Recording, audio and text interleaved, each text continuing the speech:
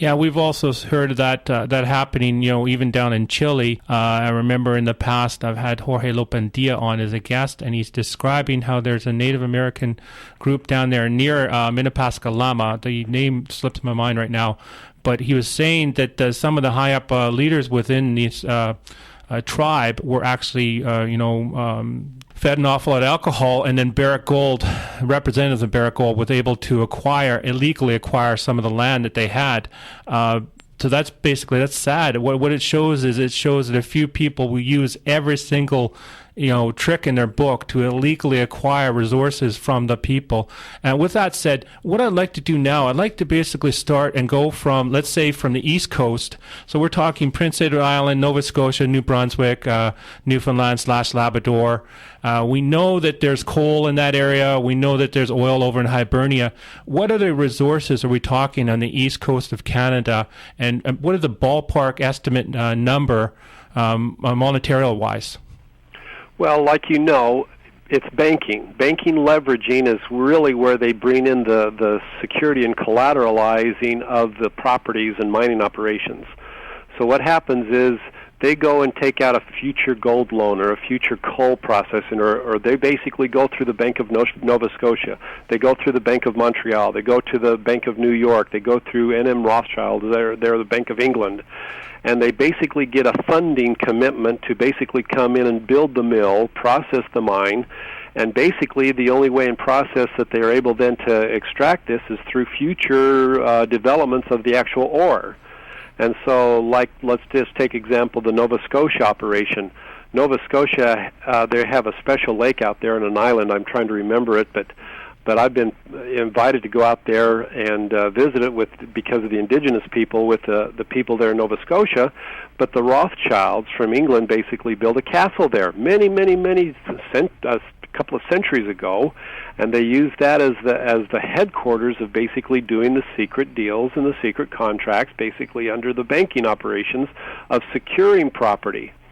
The amount of tonnage, the amount of volume that basically has come out of the Eastern is interesting because that was the closest province to England. And, of course, we know the operations of all of Canada is that basically the people in Great Britain still believe that Canada is subject unto their crown, under their operation. And so through the manipulation of securing the various properties up in there, but that basically dealt, like what you're saying, is a lesser operation like coal and other mineralization and creating energy and all like that, they would basically secure these properties based upon a loan, on a future loan, and basically collateralize, well, you'll pay this back based upon tonnage. So I mean, it's such an articulate thing because nobody knows about it, because they say, well, we just took out a bank loan and the property is secured with that bank loan, and little do people know how much tonnage is being extracted every day. So based on I know you were handed records by your late father before he passed away in 2006, and these records showed, with minerals within Canada. Let's talk about the East Coast area. What kind of monetary value are we looking at for the East Coast area alone?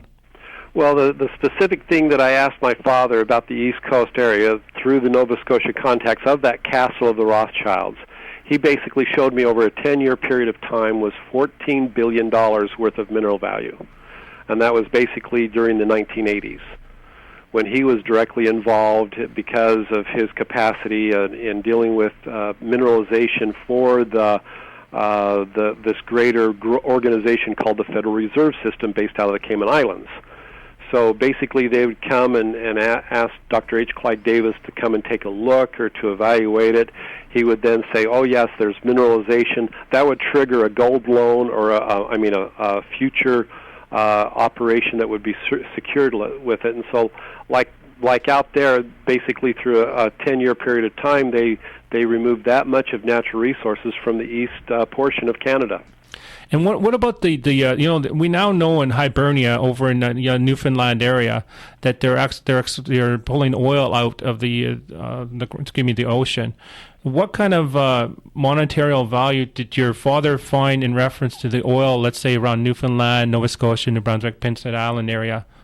What do they have estimated around there? Well, he basically said they wanted to do the controlling influence up there in the oil area offshore to control the price. And so that's basically how they do it through banking. And he told me a figure on the oil that they were extracting, and basically sending it away from the Canadian people, away from that through this loan financing program, about $1 billion a year. So $1 billion a year, let's say, since that began about 1980. So we're looking at 30 years. So let's say about $30 billion. Basically, on that process, solely on like you're saying, the crude oil processing. That, and it's so what I want people to think right now, all the listening audience, just think to yourself, how much does it cost for us to get universal health care? Let's say we're paying $30 a month even for it. Proper dental, eyewear, prescription drugs, hospital time. How much would it cost for us for that, just that one program alone? As we're going through these numbers, I also want people to think about at the same time, what about 10%? What it costs of tuition fee right now? Let's say that costs us only 10% in the future.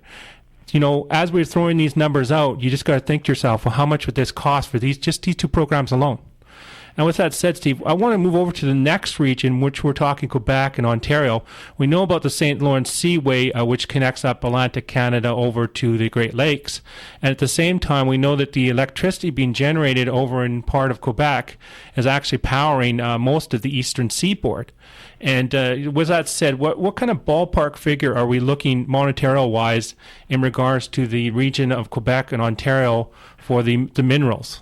Well, the beautiful thing of, like you're saying, this area of Montreal and the area of Ontario and the Toronto area is the shipping. And they use a mining terminology called doré bar, D-O-R-E. Doré can be up to 87% pure gold, pure silver, pure copper, whatever mineral, but it'd be treated as dirt. And so they would set up this basically ore structure called a doré bar, certified by the geologist or certified by the metallurgist, and they'd put them on these barges and be shipped out as shipping as dirt. And so the John Q. public would say, oh, there goes a big shipment of dirt, where it could actually be up to almost 100% precious metals. And with those figures, my dad basically was sort of hesitant, because the shipping operations is basically tied into, of course, the various magistrates that dealt with that type of area, and they would basically classify it as a doré bar. But he estimated probably $2 to $4 billion each year that would be basically cream on the top, basically on the actual thing that they were pocketing. That is the governmental officials. That was the kickback that would be coming back to the leaders and all, let alone the precious operations. Because of the massive amount of shipping right there where you just described it, he says, well, there's several different organizations that basically do this shipping and operations, and he basically gave me just a ballpark figure of what was coming back and helping into the double books. See, the double books is basically a governmental process of basically showing the people what they get from an actual revenue or a royalty basis. And the other book basically is, oh, hey, this is how we're going to control the people. This is how we're going to money laundering. This is how we're going to justify doing all these things and promises that are so false and so fabricated to John Q. Public. This is why there's been a big fight down here in the United States about socialized medicine, because everybody's going to say, oh, everybody is going to have wonderful health insurance, and anybody just has to go up there to your country and find out how bad the socialized medicine is.